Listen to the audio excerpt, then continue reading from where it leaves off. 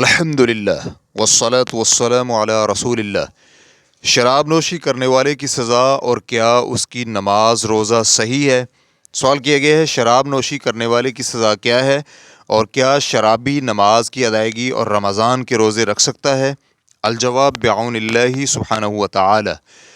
اللہ تعالیٰ کا فرمان ہے یا ایہا الذین آمنوا انما الخمر والمیسر والانصاب والازلام رجس من عمل الشیطان فاجتنبوہ لعلکم تفلحون۔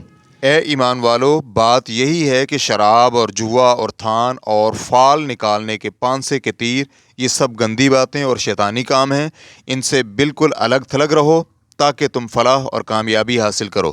سورۃ المائدہ آیت نمبر 90۔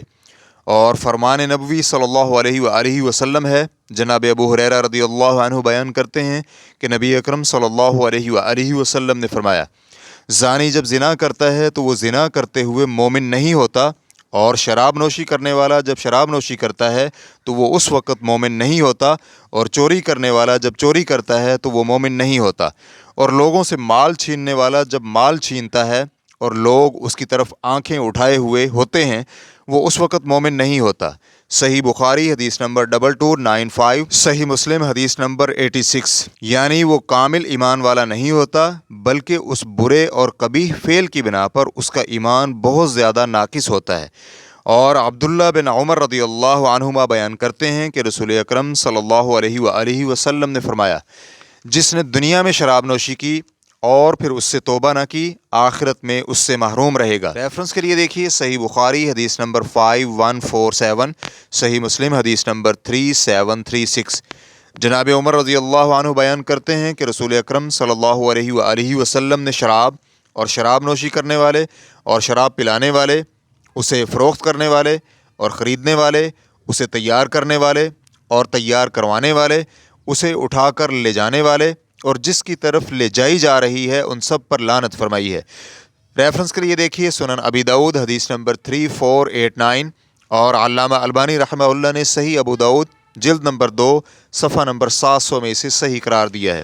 اور سنن نسائی میں ابن دیلمی سے روایت ہے، انہوں نے عبداللہ بن عمر رضی اللہ عنہما سے کہا، اے عبداللہ بن عمر، کیا آپ نے رسول اکرم صلی اللہ علیہ وآلہ وسلم کو شراب کے بارے میں کچھ کہتے ہوئے سنا ہے؟ تو وہ کہنے لگے، جی ہاں، میں نے رسول اللہ صلی اللہ علیہ وآلہ وسلم کو یہ کہتے ہوئے سنا، میری امت میں جو بھی شراب نوشی کرے اللہ تعالیٰ اس کی 40 دنوں تک نماز قبول نہیں فرماتا۔ سنن نسائی حدیث نمبر 5570، اور علامہ البانی رحمہ اللہ نے اسے سلسلہ صحیحہ حدیث نمبر 709 میں صحیح قرار دیا ہے۔ حدیث کا مطلب یہ ہے کہ اسے نماز کا اجر و ثواب حاصل نہیں ہوگا، یہ نہیں کہ اس پر نماز ہی واجب نہیں، بلکہ اس پر سب نمازوں کی ادائیگی واجب ہے۔ اگر اس نے اس وقت ایک نماز بھی ترک کر دی تو وہ کبیرہ گناہوں میں ایک کبیرہ اور عظیم گناہ کا مرتکب ہوگا، حتیٰ کہ بعض علماء کرام نے اسے کفر تک پہنچایا ہے۔ اللہ اس سے بچا کر رکھے۔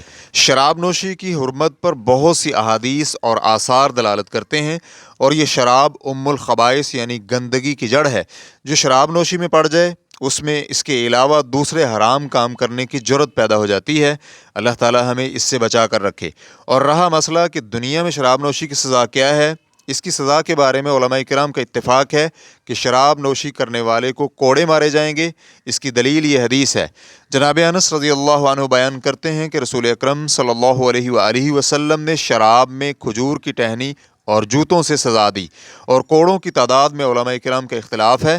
جمہور علماء کا کہنا ہے کہ آزاد شخص کو 80 کوڑے مارے جائیں گے اور اس کے علاوہ کچھ 40 مارے جائیں گے۔ انہوں نے مذکورہ انس ابن مالک رضی اللہ عنہ کی حدیث سے استدلال کیا ہے، اس میں ہے کہ نبی اکرم صلی اللہ علیہ وآلہ وسلم کے پاس ایک شخص کو لایا گیا، اس نے شراب پی رکھی تھی، تو رسول اللہ صلی اللہ علیہ وآلہ وسلم نے اسے 2 چھڑیوں سے 40 کوڑے لگائے۔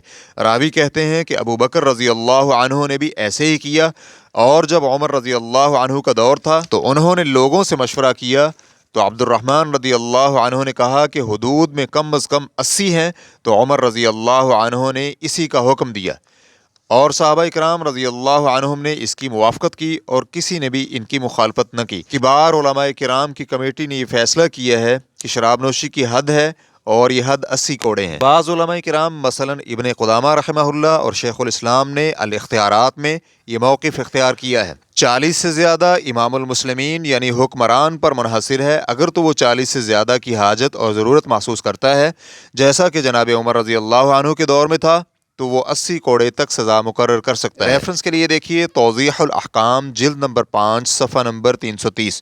اور شراب نوشی کرنے والے کی نماز اور روزے کے بارے میں گزارش یہ ہے کہ بلا شک و شبہ اس پر اوقات مقررہ میں نماز کی ادائیگی اور رمضان المبارک کے روزے رکھنا واجب ہیں۔ اگر وہ نماز کی ادائیگی میں تھوڑی بھی کمی کرتا ہے یا پھر روزہ نہیں رکھتا تو وہ گناہ کبیرہ کا مرتکب ہو رہا ہے، جو کہ شراب نوشی سے بھی عظیم اور کبیرہ گناہ ہے۔ فرض کریں اگر وہ رمضان المبارک میں دن کے وقت شراب نوشی کرتا ہے تو اس نے اللہ تعالیٰ کی 2 بہت بڑی نافرمانیاں کیں۔ ایک تو اس نے رمضان المبارک میں دن کو روزہ نہیں رکھا اور دوسرا شراب نوشی کی ہے۔ اسے یہ علم میں رکھنا چاہیے کہ مسلمان شخص کا معصیت میں پڑنا اور توبہ نہ کرنا بلکہ توبہ کرنے سے عاجز ہونا اس کے کمزور ایمان کی نشانی ہے۔ اس کے لائق اور شایان شان نہیں کہ وہ معصیت اور نافرمانی پر اصرار کرے اور اس کا عادی بن جائے، یا پھر اطاعت و فرمانبرداری ترک کر کے اس میں کمی اور کوتاہی کا مرتکب ہوتا رہے، بلکہ اس پر واجب اور ضروری ہے کہ حسب استطاعت اور جتنی بھی اطاعت و فرمانبرداری کر سکتا ہے اس کی کوشش کرے اور ایسے کام ترک کرنے کی کوشش کرے جن کی بنا پر کبیرہ گناہ اور ہلاکت والے کام کا مرتکب ہوتا ہے۔ اللہ تعالیٰ سے ہماری دعا ہے کہ وہ ہمیں ہر صغیرہ اور کبیرہ گناہوں سے محفوظ رکھے۔ یقیناً اللہ تعالیٰ سننے والا اور قریب ہے۔ واللہ تعالی اعلم۔ اسلام کیو اے ریکارڈنگز مؤسسۃ الشیخ محمد صالح المنجد، المملکۃ العربیۃ السعودیہ، فتویٰ نمبر 20037۔ والسلام علیکم ورحمۃ اللہ وبرکاتہ۔